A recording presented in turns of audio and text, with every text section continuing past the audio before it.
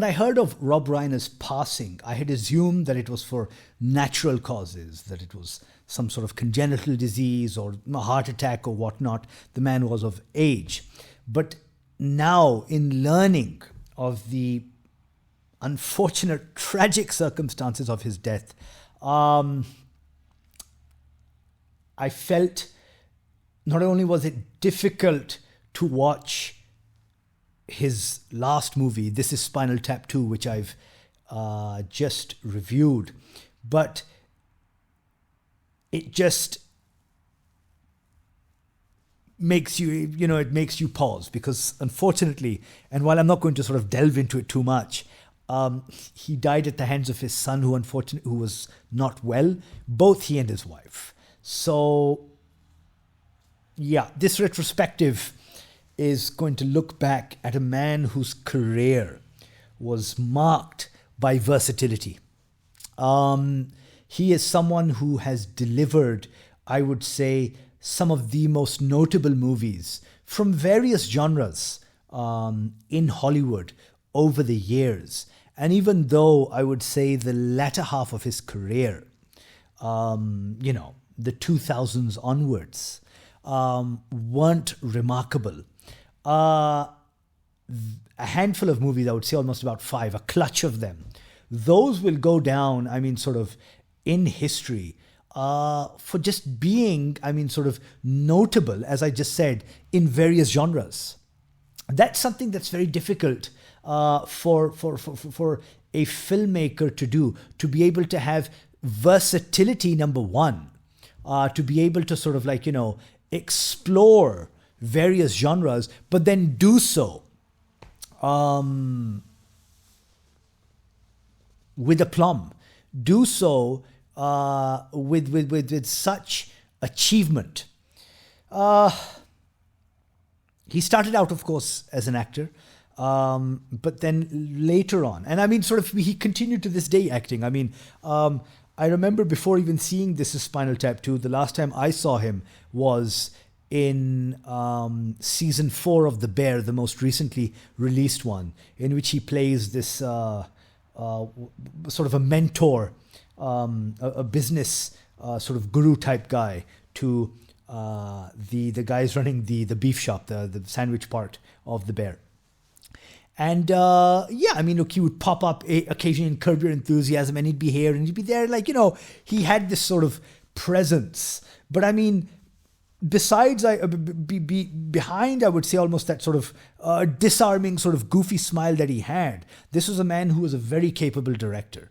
There are movies that I'm going to sort of go through right now, which, are either have, sort of cult status, or are beloved for just being sort of hallmarks of their genre. Where do we start? With his very, very first one, movie that I just referenced, and that was, of course, the seminal mockumentary, This Is Spinal Tap. Released in 1984, starring Harry Shearer, Mike McKean, and Christopher Guest, and of course Rob Reiner himself, who plays, I guess, a fictionalized version of himself as a documentarian. This was, I'm not saying this was the first mockumentary ever done, but it is the mockumentary. For a movie that is meant to sort of capture a moment in sort of music rock history, that sort of Brit invasion with the likes of Led Zeppelin and Rolling Stones and, these guys coming in. And of course, the dysfunction that exists between, these larger than life personalities, but then skewing it, taking it to the extreme where you do have stuff where, it's almost based in reality, where you have these ridiculous things that, rock stars get up to. John Bonham dying from an excess of alcohol. And so you have that running joke in Spinal Tap, and then its sequel of, drummers just not having a very long shelf life. But then just other stuff, and sort of having an ear for mostly Americans for like British humor. I mean, that. And just, being able to do something which, post The Office. I'm not saying that sort of The Office sets the standard for mockumentaries. Well, for a TV series, of course it did. But I mean, in you'd imagine that sort of a story like this, or at least a genre like this, is something that is more a creation of the 90s and 2000s, not of something as early as the 80s. But I mean, they're this winning formula that, again, they went to put on into other movies, like, for example, Best in Show and the one with the mascots, and there's a couple of others. But it was done really, really well. And, I think the comedy, the format, everything goes down to, of course, Reiner and then his the actors, and of course the comedians in the form of McKean, Shearer, and Guest. So, I mean, as a student of cinema, or even as somebody who's just keen on sort of watching a movie that is, a standout for its category. I mean, you watch This Is Spinal Tap and you will know why. I mean, sort of, it is so revered almost. Yeah, there's so many movies, man. They're just, okay, we're getting there. We're getting there. Then, of course, you have Stand By Me, a tearjerker of a movie. Which again, as I keep on saying that this guy was able to do this. I mean, in one you have a comedy musical mockumentary, and then you go to a movie like Stand By Me, an adaptation of Stephen King's book. And it is a coming of age movie, of course, for these four boys who I wouldn't say are tasked, but I mean are sort of like they take it upon themselves to find the body of this missing boy, the dead body of this missing boy. And what can I say about this movie that doesn't sort of like tug at your heartstrings, but then also is very unlike a Stephen King. I mean, sort of course, he is known for, what he's been doing for such a long time, which is horror. But I mean, Stephen King too has this, I was going to say a soft underbelly to him, but I mean, he does have a means to sort of, just get you. And that's exactly what this movie was all about. I mean, it was I think, was it the first movies for most of these actors? For like Will Wheaton, River Phoenix, Corey Feldman, Jerry O'Connell, and Kiefer Sutherland. I mean, I think for most of them it was. Yeah. Oh, just a second. Yes. I'm just trying to see if this was...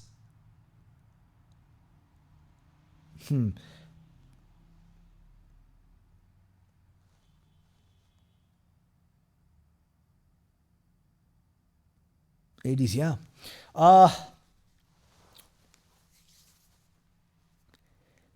There's a depth and emotion to this that you don't normally expect from... I'm not going to say this is a kid's movie because, again, these are guys like, they're preteens going into teenagehood. But it's a movie that is about, of course, boyhood. It's a movie about friendship. It's a movie about camaraderie. It's a movie that felt nostalgic of a time, and regardless of when you watch it, it is a movie that sort of harks back to different sort of softer emotions. It harks back to this place that you feel like you want to be, should have been, could have been. Maybe you were there, but it just is no longer there. It's something fleeting. It's missing.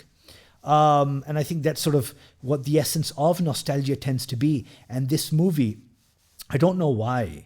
And I'm not saying just because it was made in the 80s, you feel like it's something from there. It just feels instantly when watching this movie that this movie was almost timeless.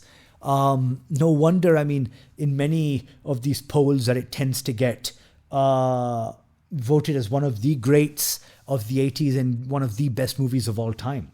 And of course, it won a boatload of awards as it did. Another one that he did, and this is, of course, another adaptation of, what's it called? A Stephen King book, was Misery. What's it called? The reason why I'm laughing with Misery is that Kathy Bates and James Caan. I mean, I remember Kathy Bates in that movie with Jack Nicholson. What was that one? Oh God. I think this was one of the last movies, the one that she won an Oscar for. I mean, I think that you're sort of so visibly scarred by watching a movie like Misery, that I don't think that any other movie after the fact, even though in that one with Jack Nicholson, she's like perfectly normal. There's nothing to be scared about. But Misery is something that takes Stephen King's book, although I have not read it, but really runs with it. And here again, we see Reiner. Now here, you started off with mockumentary, you went into a coming of age drama, and now you come into Misery, which is full on psychological horror. That's versatility for you. I mean, I haven't seen something like that other than maybe like, for example, Steven Soderbergh.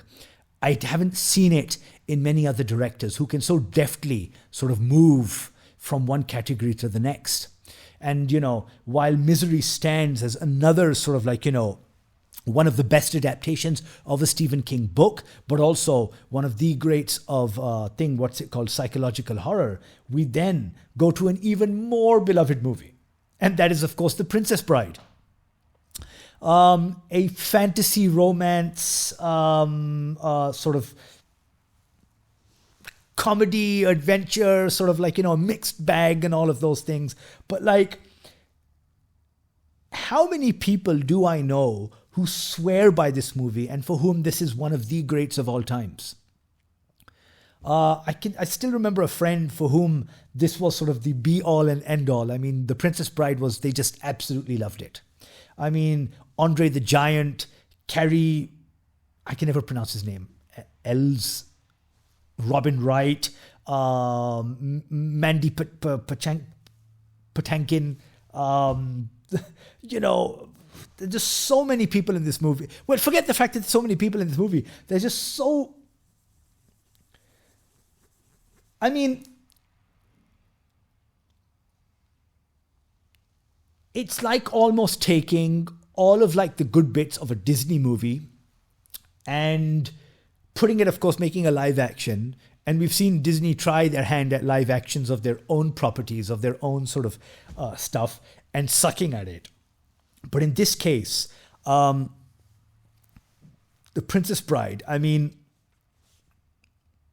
I think one could potentially even do of course one could potentially do just an entire show talking about The Princess Bride and sort of everything that it does and achieves. But again, this comes back to a director who is just able to do that. Again, now continuing in a completely different genre. Then again, there's another one. And look, these are all names that, I mean, you could easily go through in a top 100 list, right? Of, your best films from the 80s, your best films from the 90s, or even just your best films from, over the past 100 years. One of these movies is most definitely there. It's always going to be there. So whether it's The Princess Bride, or whether it's Stand By Me, or This Is Spinal Tap, or the next one, When Harry Met Sally, Billy Crystal, Meg Ryan, another, I think it's sort of right up there with sort of Nora Ephron's body of work and sort of your romantic comedy. I mean, sort of not until,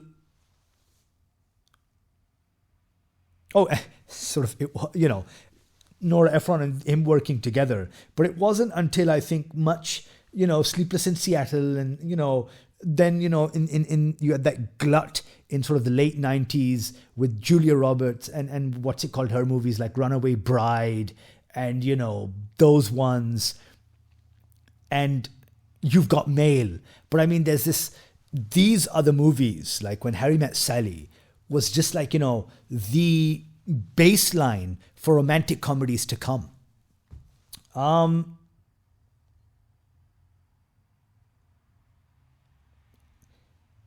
Yeah. Yep. I just wanted to confirm that, but it is in the Library of Congress as being another, and I've been using this word quite a bit, but it's there for a reason. It is seminal. It is something that is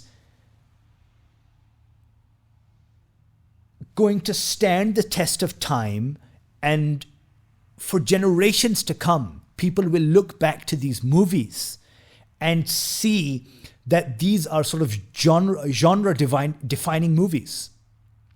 These are movies that sort of, when you are called upon to make your top 10 lists of the best romantic comedies of all time, When Harry Met Sally is going to definitely be there, as will, and I think I can sort of end it on this note simply because my mouth is really, really dry right now. And I left that bottle of water there and I don't want to sort of go off camera for this one. And that is A Few Good Men.